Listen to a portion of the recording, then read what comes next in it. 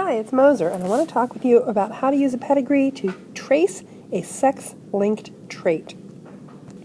In order to do this, you need to understand how to use a pedigree in general, so a few things to remind you of. So to begin with, you should remember that squares represent males in the pedigree, and circles represent females. Then, when we draw a line between two and connect them and drop one down, we can show the offspring that come from their reproductive history. In addition, we can show who is or isn't affected by the trait that we're tracing. Colored squares or circles indicate that an individual is affected with whatever it is we're tracing, while open or uncolored circles or squares represent someone who's not affected. Alright, with that, let's get started. The pedigree shown here is interesting in that it looks like only males are affected. When we see a pedigree in which only one sex is affected, we begin to suspect that this pedigree represents a sex-linked condition. Now, there's something else you should notice about this pedigree. We have individuals who are affected who come from parents where neither parent's affected. When we see that, we start to suspect that this is a recessive condition. And in fact, this is representative of some sex-linked recessive condition. It could be color blindness, it could be male pattern baldness, it could be muscular dystrophy, but we know that recessive sex-linked conditions that predominantly affect males are carried on the X chromosome.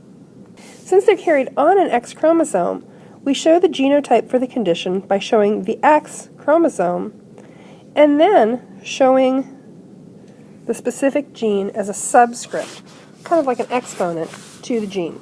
So we can have X big N, which would be not affected, or X little n, which would be affected.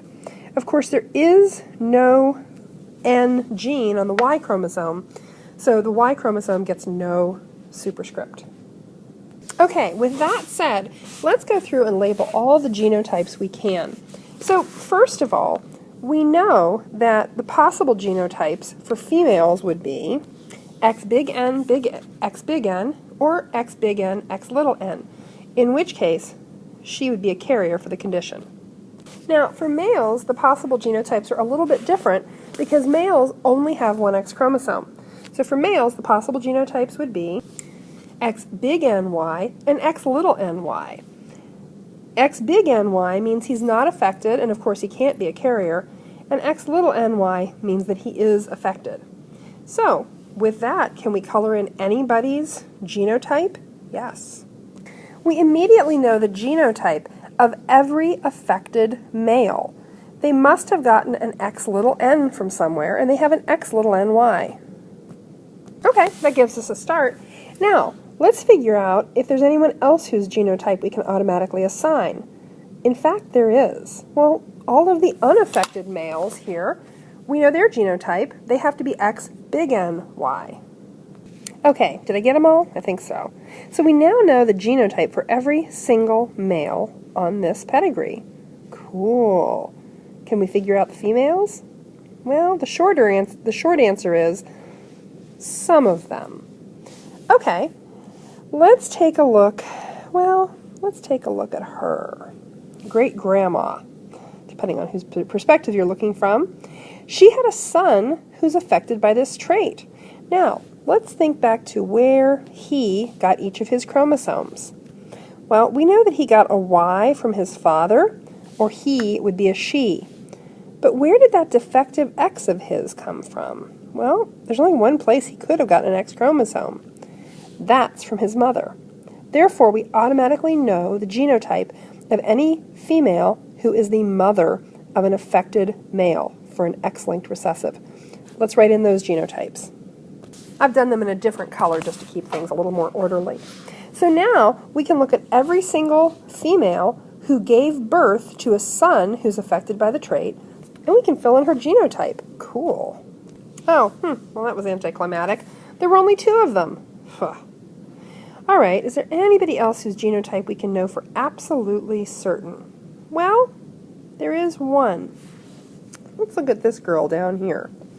So, we know she's not colorblind, and we know that there are 2 possible genotypes for her.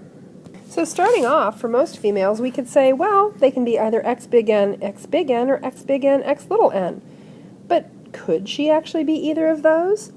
Well, where did she get her X chromosomes from?